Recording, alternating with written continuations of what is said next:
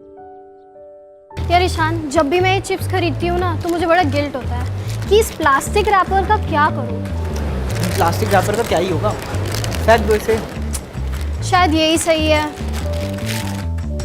ये सही नहीं, ये गलत है। पर क्यों? हम इन रैपर्स का क्या कर सकते हैं? आप इन प्लास्टिक रैपर्स को रिसाइकलिंग के लिए दे सकते हैं। पर इन प्लास्टिक रैपर्स को रिसाइकिल कौन करता है?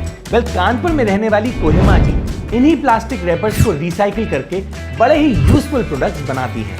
Let's meet her. मैं और मेरे हस्बैंड ने मिलकर एक ऐसा तरीका निकाला है जिससे हम प्लास्टिक के रैपर्स, जैसे आपके मिल्क के पैकेट्स हो गए, चिप्स के पैकेट्स हो गए, मसाले के पैकेट, इन सबको रिसाइकिल करके साइकिल के सीट कवर्स हो गए, साइकिल की पैडल्स हो गई, ट्री गार्ड्स हो गए और डस्टबिन भी बनाते हैं। इंडिया में हर साल around 3.5 million ton of plastic waste generate होता है।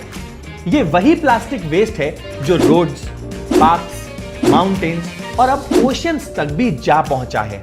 और इस वेस्ट का मेजर रीजन ये है कि ज्यादातर सामान इन्हीं प्लास्टिक रैपर्स में आता है और ज्यादातर लोग इन रैपर्स को रिसाइकिल करने का सोचते भी नहीं हैं। तो ये रैपर्स लैंडफिल्स में जाके वेस्ट बढ़ाते रहते हैं। कोहिमा जी को ये देख के काफी ज्यादा बुरा लगा।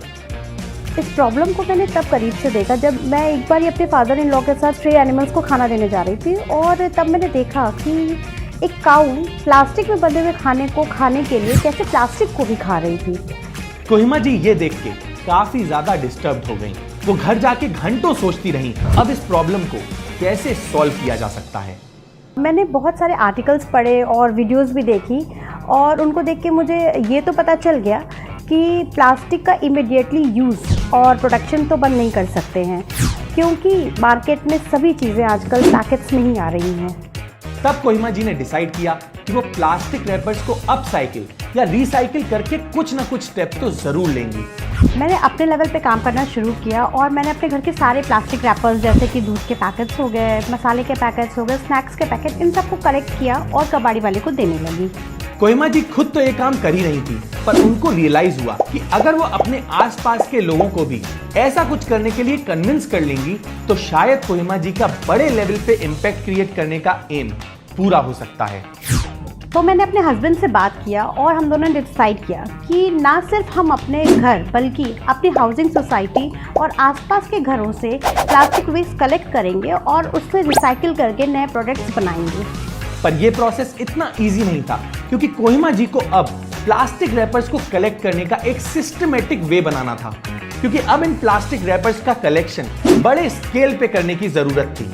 इसको सॉल्व करने के लिए कोहिमा जी ने एक ऐप बनाया जिससे इंटरेस्टेड लोग कुछ ही स्टेप्स में अपना प्लास्टिक वेस्ट डोनेट कर सकते हैं।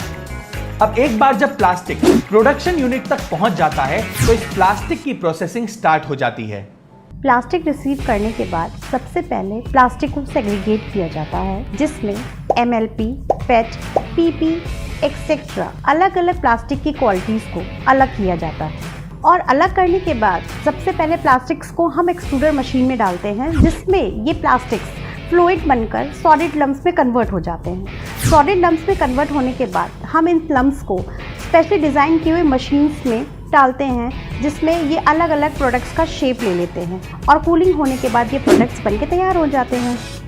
और इसी तरह से शीशाम पैकेजिंग ने अभी तक अराउंड 500 हाउसहोल्ड्स को अपने प्लास्टिक वेस्ट को रिस्पॉन्सिबल वे में डिस्पोज करने का तरीका बताया है और साथ ही लैंडफिल्स और एनवायरनमेंट में 100 मेट्रिक टन्स वेस्ट जाने से भी बचाया है। और इस स्टार्टअप ने ये करके एनवायरनमेंट पे बहुत ही बड़ा इम्पैक्ट क्रिएट किया है। अब हम इंडिया के हर कोने से प्लास्टिक वेस्ट रिसीव करने के लिए तैयार हैं और इसीलिए अगर आप में से कोई भी हमें अपना प्लास्टिक वेस्ट भेजना चाहते हैं तो हमें नीचे दिए गए एड्रेस पे भेज सकते हैं। और अगर आप कुछ भी हमसे सवाल पूछना चाहते हैं तो हमें नीचे दिए गए ईमेल आईडी पे कांटेक्ट कर सकते हैं। Also it is very important to mention कि कोहिमा जी का ये स्टार्टअप का आइडिया हमें काफी ज्यादा अच्छा लगा, इसीलिए हमने डिसाइड किया कि हम उन पे वीडियो बनाएंगे। This is not a paid promotion. तो अगर आपको भी कोहिमा जी की स्टोरी ने इंस्पायर किया है तो कोशिश करिएगा कि उनके स्टार्टअप के बारे में ज्यादा से ज्यादा लोगों को पता चले, क्योंकि जितने ज्यादा लोगों को उनके स्टार्टअप के बारे में पता चलेगा उतने ज्यादा लोग अपना प्लास्टिक रैपर का वेस्ट उन्हें भेज पाएंगे। That's it for this video. See you next Wednesday. हम ऐसे ही एनवायरमेंट अवेयरनेस पे फिल्म्स बनाते हैं, तो अगर आप एनवायरमेंट को लेके थोड़ा सा भी सीरियस हैं और उसे सेव करना चाहते हैं तो आप इको फ्रीक्स नाम के फेसबुक ग्रुप को ज्वाइन कर सकते हैं। इसमें हम ऐसे लोगों की कम्युनिटी बनाना चाहते हैं जो एनवायरमेंट के बेटरमेंट के लिए कुछ कर रहे हों। तो अगर आप किसी ऐसे को जानते हैं या आप खुद कुछ ऐसा कर रहे हैं तो आप इस ग्रुप में जाके पोस्ट कर सकते हैं, सो दैट और लोगों को इसके बारे में पता चले। लिंक डिस्क्रिप्शन में मेंशन है। Thank you.